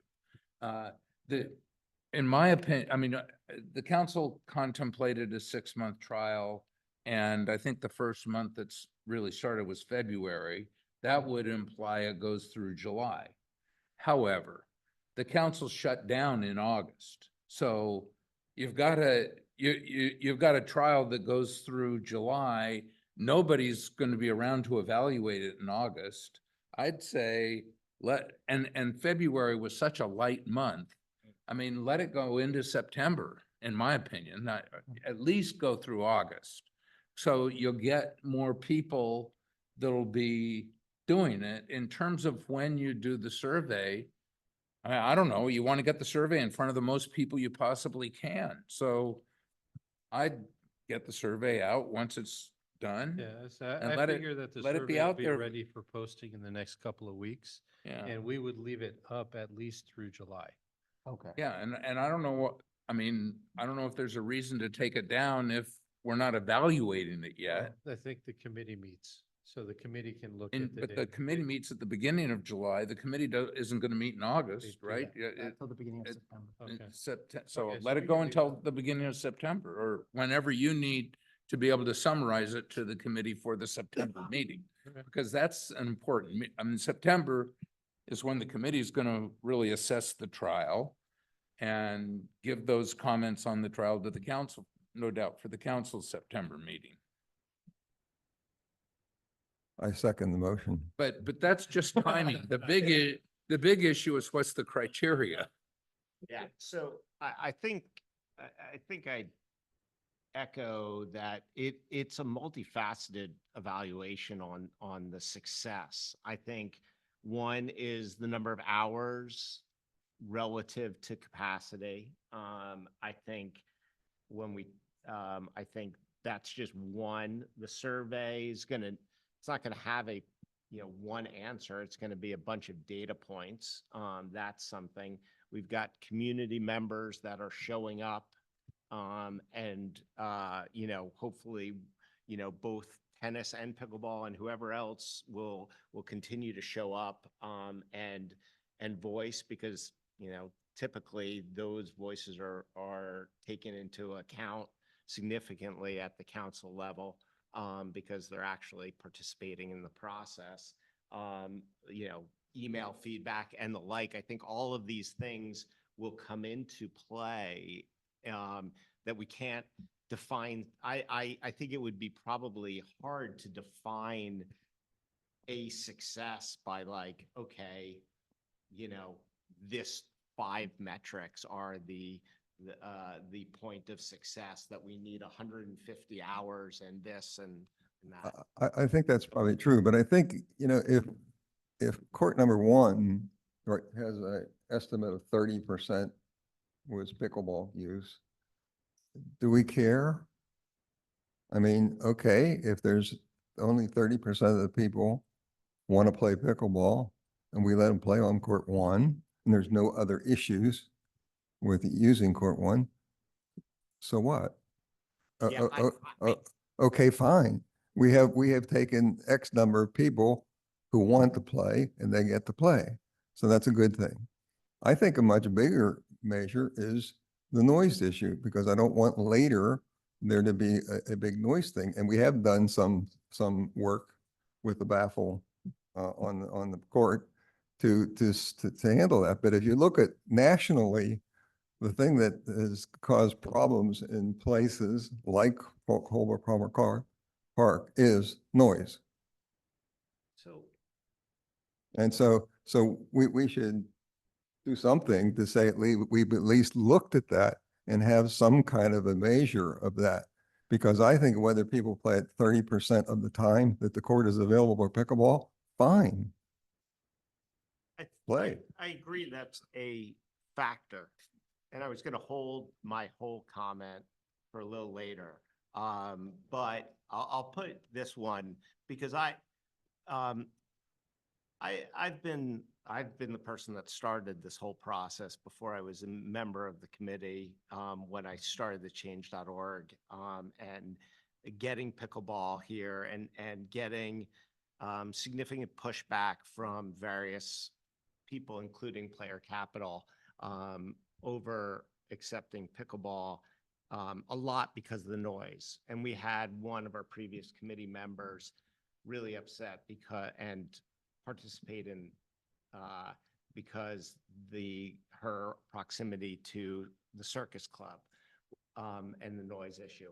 Well, because we are having this delay, and we've done some great job, I think, with the baffling, what we're encouraging, just recognize what we're encouraging. We're not going to stop people from playing pickleball. So what's happening is people are converting their tennis courts to pickleball. People are converting their driveways to pickleball. And so instead we're getting, I mean, I literally have 4 pickleball courts like really close to my house now. And so what we're encouraging rather than, and this is just, we have to understand that this is what's happening, is that because if we, instead of giving our residents an opportunity to play in a place which I do believe we have to be careful of the noise, but it is less of an issue than we're going to have when people are like, why is there, you know, we've got so many pickleball courts right around us. And I mean, I've got a neighbor who came by and because they just bought a house and they're like, hey, we're putting in 2 pickleball courts. Okay. So, And okay, and- that's fine, but did they have 16 people playing pickleball continuously? Yeah, they have, No, they don't. they have, well, they'll have 8 people because they'll have 2 pickleball. Yeah, going. and they don't play continuously. So we're talking about a situation where you have to deal with the continuous pickleball playing. Fine, let's do it. I'm telling you, like, There's hundreds of tennis courts in Atherton. I mean, yeah, I the know. thing is, some people want to play pickleball in the park, so that's why we're doing this. Yeah, and I'm But saying that that the doesn't noise change issue. people wanting to play pickleball at home. The People- noise, yeah, and I'm just saying the noise, like if we prevent and we take that is one of the issues. If we prevent, if we don't give an opportunity to have people play at the park, we are encouraging people to build home courts. And they're gonna play at home, it sounds People like. can do it I mean, That's my right. neighbors have been playing tennis back behind there, so all the noise bothered my wife, so I just bought more chickens, so those guys wouldn't be out there as much, so that's good. And then the ducks got through the fence and swam in their So- pool. Oh, well, sorry. I have a motion on the table. I think it was from you, from Rick, but, I mean, Rick, I Mine can, was just on the timing. I agree with the timing Okay. completely. and the I just criteria. wanted to get to say, are there other measures that we're going to do for this trial? And I think that we still have the noise thing, that I don't want to be in a situation where I approve pickleball with no data that the noise is acceptable, whatever that number is, whatever that acceptable is. so That's all. the survey. That's all. I is- don't want to find out later that there's a big noise problem I thought we installed. and I had no meters. information. The survey is in part to capture whether noise is a problem for park users and court users. And then there's you could take a quantitative view of just the noise measurement, but Well, and the number of complaints. and the number of complaints, yeah. So, so And if we get email complaints, if we get survey responses indicating noise is an issue, then How many complaints have we had so far? I haven't received any. Okay, thank you. yeah. Yeah, and then we did include it in the survey, and if we get noise complaints, then we'll have to take a look at, okay, what are they complaining about? Is it volume? Is it pitch? Is it something else? And then see if we have the equipment to measure that and see how we can reduce it. Maybe it's different baffling, maybe it's something else. Well, my Having suggestion- played next to them, there's no doubt they're having fun because they're the noisiest group I've ever heard. So they are having fun playing pickleball, so that's a good thing. Okay, that's good. That's good to hear. I think the other thing we continue to overlook, we've got the handball court behind the tennis courts, which is absolutely, in my mind, someone would get one of these rich guys like this guy, give us $100,000 and we can build a whole pickleball setup right there, would solve the whole problem. Well, I think the question of where and that kind of thing is to be decided, yeah. Where and how many, yeah. Yeah. Okay, so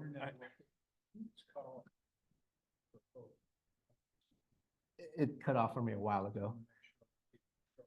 So the one, maybe I'll put forward the motion. Have the survey up in the next few weeks is fine, and then leave it up indefinitely. At least through July. At least yeah. through July, yeah. I would also recommend extending the trial to at least the end of September, just so that July, we're not gonna take any action, and we're off August, so we won't meet back till the beginning of September. So at that point, we can evaluate whether, we'll leave it as the end of September, the end of the trial, or maybe we continue. Well, can you do that motion, or you're the chairman? You're not supposed to do that. I So I'll- apologize. I'll make the motion and he'll second. I it. recommend the motion, okay. Yeah, go ahead. Well, I'll take your motion, and he'll second it, and it's good. So Are there any other comments on the motion? Okay. I do have one question. Do we have to have permission from about extending the survey? Or was that something that the council defined for us, or was that? Robert can talk to George. We'll deal with it. Okay, I just want to make sure we do that. May not be the end of September, maybe the beginning of September, but I think you guys can figure Okay. that out. And this is just our recommendation as a committee. Okay, that's fine. Council can adjust it, yeah. All in favor? Or do we have to take a? Aye. Okay. It's all good. All opposed? Any abstentions? But can I make a comment? Go ahead. Because I mean, what you guys have just done is you've kind of defined a time period and you talked about the importance of the survey. You haven't really laid out what the criteria are, except with respect to noise. You said, well, we'll look at how many complaints there are, which I think is right, and do some assessment maybe of the hard numbers that the town has gotten. Okay, fine. I think that addresses the noise, but I think there's other criteria, like how many people are using the courts? You talked about 30%, but you never said what's a measure of success. I'd say, I'm just throwing out the ideas because nobody else has. How enthusiastic are the players about using the park? I think hearing from all of you tonight is really important. I mean, this committee needs to hear from the players. So that enthusiasm, I think it's one of the criteria. I think that's what I said, right? When you visit the courts, you hear the enthusiasm. Well, I understand, but this committee isn't at the courts. Yeah. This committee's making a judgment and the council's not at the courts. So I don't know, what else, is there any other criteria? I mean, the survey will capture the amount of usage.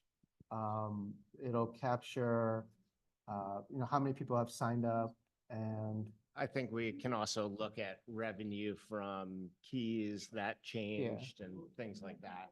Yeah, I think that's good. and I kind of also look at it if it's, a lot of usage, maybe there's a decision if we do permanent, how many courts? So if it's wildly successful, maybe we decide 3 or something like that. Instead of 2. So, yeah, it's hard to know until we get, for me, hard to know until I get some initial data. From the survey. Just from the survey, just to see where we're at. And it can be a bit of a guesstimate too, because you're a bit predicting the future, but go ahead. I'm sorry, I still have the question of are the things that we are going to know so that we can make a decision about the trial? Okay, we're talking about them, we're talking around them, but we haven't anywhere, I don't see anything in writing that says that these 4 things will be evaluated. Okay. And when they are, Okay. So let me try and enumerate what I heard. this is different than the survey. This No, is no, not the I survey I understand. want to play. Okay. These are the issues that we have Yeah. with. So pickleball. I think, let me enumerate what I heard as items that will be considered, not that there's hard numbers associated with them, but things that'll be considered as part of that, what is success? The first one is going to be the amount of reservations / court usage. Okay, so that's going to be number 1. Granted, the courts are only available during certain hours, and we may find out from the survey that the preference is morning, and that's why nobody's using it in the evening. Yeah. Okay, or the usage will generally grow from where we are now. And so, like I said, we've already seen a steady increase in terms of usage. We will get a sense of key sales. Like I said, we're already at where we were at the end of last year. So that's another measure. Are people buying more keys?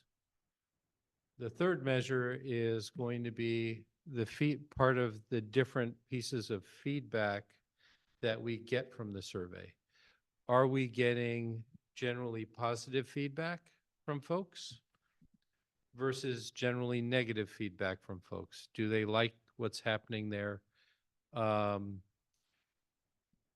What their perception of court usage is and what their perception of the trial is. So that's third component. The fourth component you have in front of you. How enthusiastic are our residents and the court users about their usage, whether sharing it via email, via in-person participation, and generally letting the town, the committee, the council know that basically, thank you for installing the facility and letting us have it. We enjoy it. Please keep it. And then, like I said, on that generally negative or positive side, we have feedback from the general users of the park, feedback from the pickleball users, feedback from the tennis users, and feedback from the neighbors. So does that kind of help?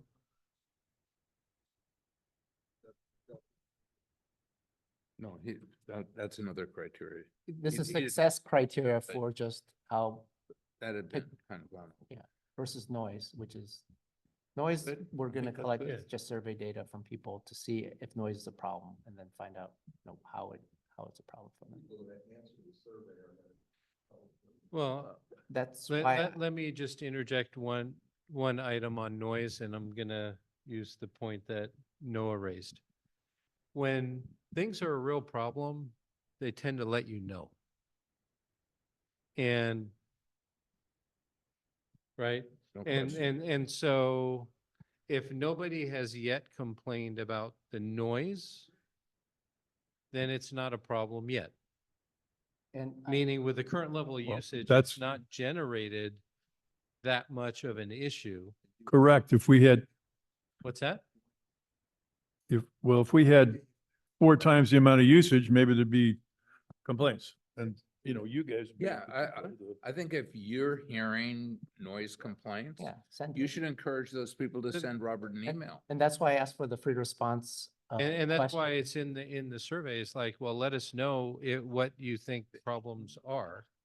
I think this is a classic example of there's been no complaints right now. Now we're asking for people to put Uh-oh. in complaints. And so that's fine. Just recognize that that is what we're now doing. People weren't inspired enough to put in complaints from January through May. And so No, but they. My- might my not- point- They might not have complained to the town, but they might have complained, Well, Bob's kind of. The other Yeah. problem is there wasn't many people playing pickleball in February, March and April. Nice. I mean, usage is starting to pick up. But I think it's, you'll hear, Uh, it'll happen if there are complaints. so the last thing There I'd haven't been like any complaints yet. Yeah, there's been no complaints yet. So, so I'm stepping down from Parks and Rec. I told Francesca a while ago, or she asked if I was going to continue. So I do want to make a comment before, because pickleball was, well, I've served on this committee for 2 years and certainly been involved, I think, in all aspects and been active. Pickleball was certainly top of mind when I joined. I've, obviously been fought a lot along the way. I also think we're making a false choice, whether it's tennis or pickleball. I think both activities should be provided. I think the problem is we've got a capacity problem outside of noise, which I think we have a capacity problem. Capacity problem is our own doing, which was in my opinion, a bad contract with Player Capital. And I've told people that from day one. We have 4 out of 6 courts, technically 3 because the clay court barely gets used, that have been reserved for $150 an hour lessons of one person, usually not Atherton residents, over these years. If you look at the data, not only is it I feel a bad deal for the, it's tough for our pickleball players. It's tough for tennis players who, have said, well, it's going to be hard to get a reservation. Instead, we have 472 hours of private lessons, according to this last month. That's $71,000 of revenue to Player Capital. For that, they paid $5,000 or $4,000. 40,000. Oh, 4,000. 4,000 for the month. Okay, 4,000. So let's remember that as a number. So as I said all along, they also recommended, and yes, they paid the money, or they got a donor to pay the money to convert a court to clay, which is now, for whatever reason, become unusable, relatively unusable. So in my opinion, we should, as soon as possible, change the contract with Player Capital to maybe 2 courts or 3 courts that they have, and then give tennis players and pickleball players, members of our community, the opportunity to play the games that they enjoy, and put appropriate noise controls and all the other things. But that, to me, is we're making a false, choice of whether we should be doing this or that. In fact, we should be doing both.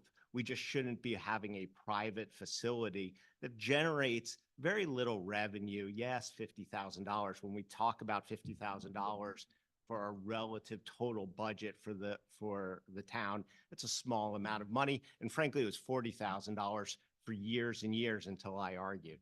So that's my parting comment. Noah, aren't we very close, though, to being able to have both these things going? I mean, I've gone over there, I've talked to people who are playing pickleball, and I wonder if there's really going to be a false choice here. Aren't you pushing for, which I think sounds like it might work? We're going to have, maybe that same court could be used more frequently. I think the thing we're missing on our survey and our decision is to see what it would be like if there were drop-ins. Because drop-ins around the country have created almost as much dissension for noise, just because they talk a lot. But we have a small court. If you had only one of those with drop-ins and one with reservations, because I've talked to a lot of your supporters, they want reservations. They don't want to just have this. Isn't that a possibility? I mean, I think if our community just wants reservations, then that's what we should do. I just know what other places have also done, and including things like reservations at, reservations like during these windows and drop in during others. But if the I can play a lot of different places. If our community wants all reservations, I'm all for it. And if that helps control noise and things, I think what we've heard is they don't want to only have certain days and certain hours, but it is a problem because tennis players want certain days and certain hours. And I'm just saying that we shouldn't right now. Our tennis players seem to be happy for years and years with 2 courts. So now what I'm saying is keep them having 2 courts and let's have 1 full court for pickleball. And then, and that would probably provide, we could convert 1 tennis court to 3 pickleball courts. I think that usually is the right kind of, and then we could have 12 of our citizens playing a game that they love, whenever they want, obviously during park hours. And we could still have the same amount of tennis usage as we all, I want them to play tennis. I like every once in a while to play tennis. And so those are the types of things that's what I'm just at. That's what I'm recommending, and I'll, have to further recommend it as a citizen and not on this committee going forward. But I do strongly believe, and what I've seen over time is that, we haven't really thought like what, in my opinion, what's best for our community members, which is they want to play tennis, they want to play pickleball. I think there's a totally separate thing of, well, we want to give player capital like this. We want to have a private education system for tennis players at $150 an hour. I just rather give it to our people here, both tennis and pickleball. Isn't your solution then to build a separate court? No, I think we So- have sufficient. Maybe we should agendize this because this is kind of Okay. this is not even related to Well, pickleball. This This is is, a going away When you- speech. It is. well, why don't we save it to the very end? when And you- member comments. Okay. Before you got here and before Player Capital got here, I'd like to talk to you about what tennis was like at Holbrook Palmer Park. It was a disaster. And the tennis players thought it was a disaster. So, yeah. It can we- became what it is by Player Capital doing what they do. Are they doing the right thing? I don't know. Could it be done differently? Probably. But what was set up to Bob, can we, I make apologize. to make this a tennis center. Okay, and they did it. So now maybe it's time to do something different, but that's why it is where it is. And actually, I have to say that Player Capital did a good job taking a mess and bringing it to a real tennis center. So since this is a very passionate subject that a lot of us big about, so if you guys want to just send me an email or Robert email that we can agendize this topic if you guys want for a future discussion, since it's, well, we can still do it here. We just have to put it on the agenda. Yeah. Okay. Just one thing I do want to say, if there's any people in the room that we're taking volunteers to join the committee. So, now that Noah is leaving.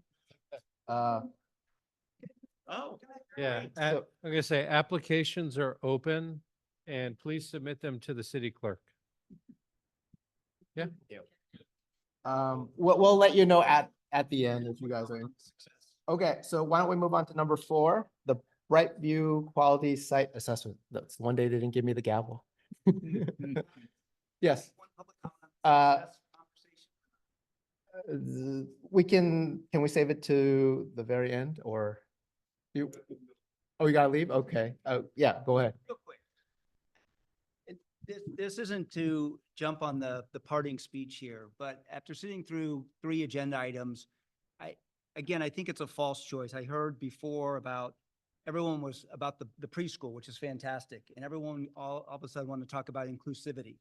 And then we talk about pickleball and it's not about inclusivity. It's about either or. And I think it needs to come back to inclusivity in the city. The other thing, and I went through this, I won't get into my own PTSD on public versus private. I've heard comments about, oh, this was a public trust that gave us the courts and these things.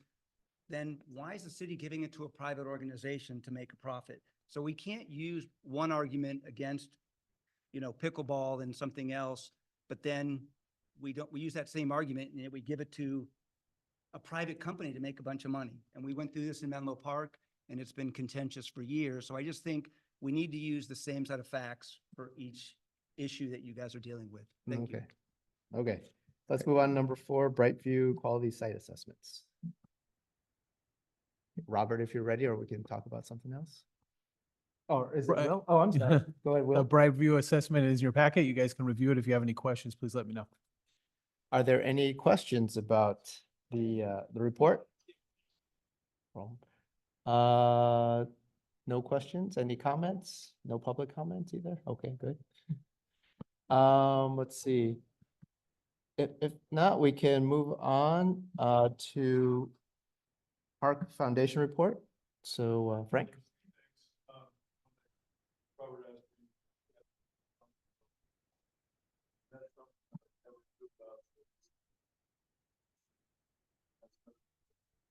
Mike? Has to do with the guy that's supposed to come and look at the fountain, and I have connected with him by email about 4 times. Every time he said he'd call me the next day, and he hasn't done so. Hmm. I've called him numerous times and he hasn't returned the call. So I have moved on to find another source, and I think I found another source. So I hopefully will have a report for you next month. Okay. The other thing is, I asked if we could find volunteers, mostly scouts, to come and work on the lights that are on the gate, the front gate, and also the old, original gate that's down at the end as you drive out. And there is some interest in using those as projects for the Eagle Scout. So I will give you some details. Wouldn't be town money, would be foundation money. Okay. And so you don't have to worry about it. But I'll fill you in next month. Okay, thank you, Frank. Let's move on to the park divisions and park events report. Yes, the packet is in there with everything, including the things that we've done over the last month at the park. We did some power washing of the carriage house exterior and the main house, power washings of the Jennings Pavilion. As Susan stated earlier, we did some repairs with the AC in classroom number 4. We did some work in the tennis court. We had some irrigation issues with the clay court that we worked on. Repaired some irrigation at the ball field and did a lot of carpet cleaning at the carriage house. I'm sorry, at the main house, just from the event that we had in April. The guys continue to do stuff. Right now in the future, we're looking for I'm gathering quotes for flooring for the carriage house and Jennings Pavilion and the main house and the art room. That is ongoing. As you can see, I provided pictures. If you guys have any questions, please let me know. Are there any questions? I've got a couple. The tree that crashed into the courtyard, did it do a lot of damage or? It did damage to 2 things. It was actually just a branch from a eucalyptus tree that came down over the weekend. It destroyed part of the fence and it landed on a piece of equipment that hasn't been used, from what I've heard, in years. And one of Menlo Fire's trailers that was there. Menlo Fire has already come and picked up the trailer and transported it out. In the midst of gathering quotes to get the fence repaired. Right now, it's just caution taped off and blocked off. And then it looks like the rentals have really picked up in the last May and June. Yeah, I was going to go over that in the rental thing, but yes, everything has it's been a really good month with rentals. We have a new temporary person handling Grant. He's doing a great job. Okay. Working with people. He's here a couple times a week, Tuesdays and Thursdays, but also working the bigger events on the weekend. He's building a great rapport with the people and seems to be gathering momentum. Okay, great. Yeah, that's all I had. Thank you. Did we still want to do 7 or were you saving 7 for? I mean, just to go over, as you can see in your packet, the rentals have picked up quite a bit. The revenue, just, from April to May went from $1,300 to over 12,000. So the events have picked up. We put in the calendar for June. We still have a lot of more events to go. So it's projecting to move forward. So it's gathering momentum. So So it's we're looking doing well. good for It's July, looking good August. for the summertime. We have Okay, some big good. events. We have a big wedding coming through in Oh, okay. August. Yeah. So we're starting to get there just with what we have. We're not out there promoting anything, but just word of mouth and the people that we're working with and with Grant's help, it's starting to build a lot of momentum. Okay. And then number 8, are there any individual member comments? Well, I wanted to ask Will Oh, a go ahead. question on the last one. When I go over to the park on the weekend, I see a lot of activity. And I've tried to track the North Meadow activity with what you had. And I didn't see that it was actually booked with us. We've always had the issue, I think, but we don't enforce anything on the weekend. We don't have everybody going over and look.